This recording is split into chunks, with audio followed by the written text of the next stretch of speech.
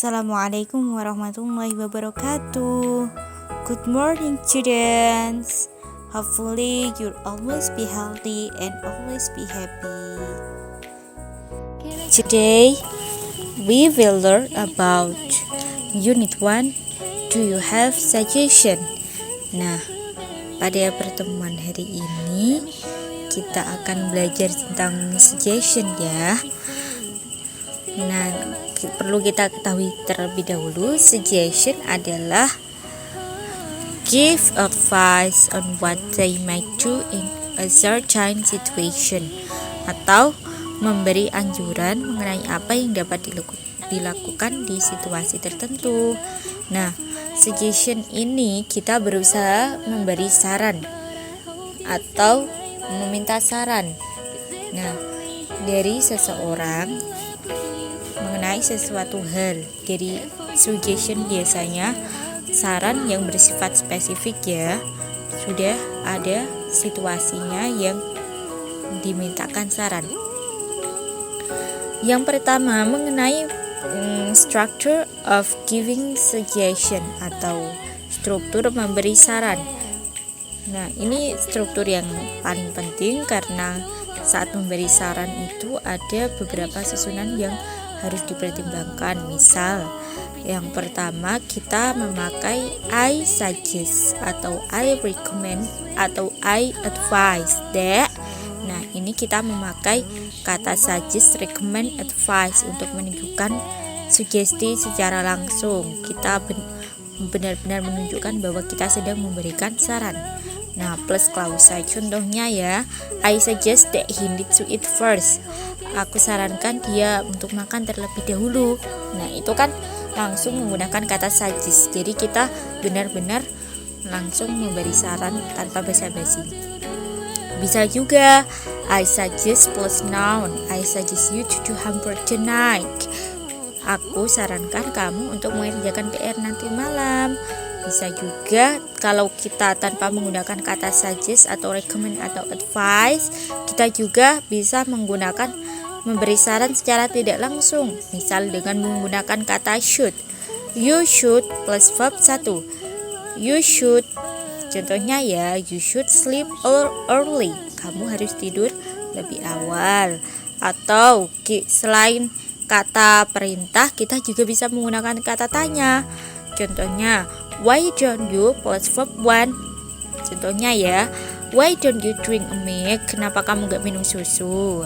Atau how about this? Nah, gimana kalau soal ini? Nah, itu juga bisa. Jadi ada 3 bentuk umum. Yang pertama itu langsung menggunakan kata-kata suggestion seperti suggest, recommend, advice. Yang kedua bisa menggunakan kata perintah. Yang ketiga bisa menggunakan kata tanya ya. Itu sama saja tergantung konteks kita menyampaikannya. Selanjutnya adalah social function of asking for suggestion.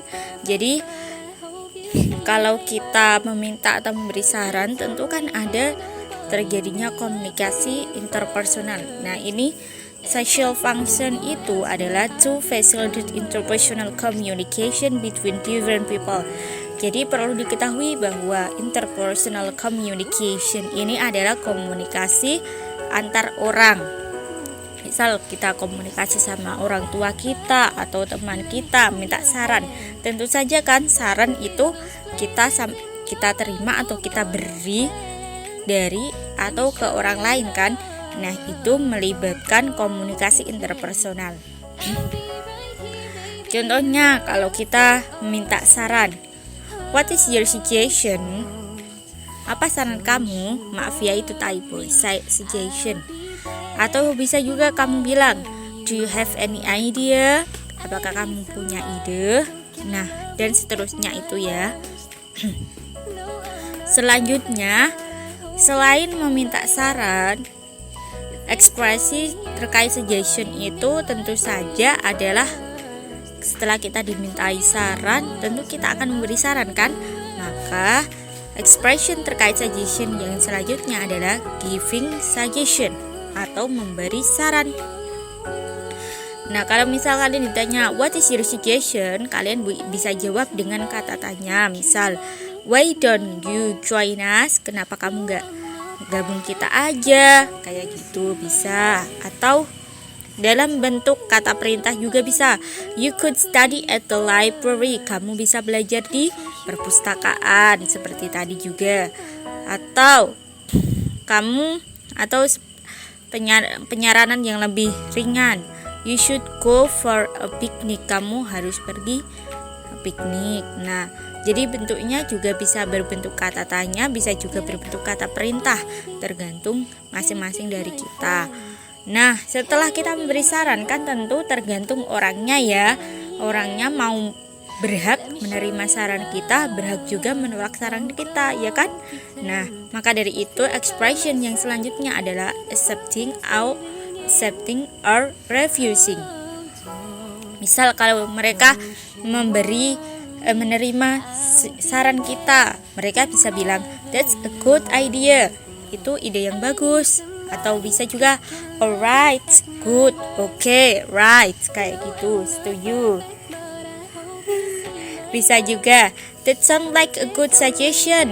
Itu terdengar seperti saran yang bagus. Nah, kayak gitu juga. Atau bisa juga yang umum, yes, you're right, ya kamu benar, dan seterusnya. Itu sangat fleksibel, silahkan dikembangkan sendiri. Jadi nggak matok harus itu aja. Selanjutnya, kalian juga bisa menolak saran tersebut ya dengan bilang no, I don't think so. Aku nggak setuju. Kayak gitu juga bisa. Terus atau bisa juga I don't think we should. Aku kira nggak deh, kayak gitu juga bisa. Atau juga well, not really, nggak terlalu. Atau that's too boring, terlalu membosankan. Kalian boleh menolak ya. Nah, selanjutnya yang terakhir kita akan membahas tentang contoh dari sugesti atau saran. Ini bisa disimak percakapan antara Jen dan Lala. Jen bilang, do you go to the Nita's birthday next week? Apakah kamu pergi ke ulang tahunnya Nita minggu depan? Lala bilang, of course, I will, tentu saja. Aku akan datang. Nah, Jen tanya, but who will go with you? Siapa yang akan pergi dengan kamu? Terus dijawab, that's a problem. I'm confused whether going with Mala or Dina. What do you think? Nah, what do you think ini adalah salah satu bentuk meminta saran ya. Selanjutnya Jen menjawab, I can answer that, but I think you should go with Tina. You look more comfortable with her, isn't it? Nah, ini kan Jen memberi saran kalau kamu itu kayaknya lebih nyaman sama Dina, kayak gitu. Nah, itu saran, ya kan? Nah, dijawab sama Lala, yeah, you're right. Artinya Lala menerima saran, ya setuju kalau dia itu lebih nyaman sama Dina. Begitu ya. Pokoknya materi suggestion itu sangat termasuk mudah dan fleksibel. Tinggal pemerkayaan kosakata saja dan lebih banyak ke praktiknya. Semangat. Terima kasih.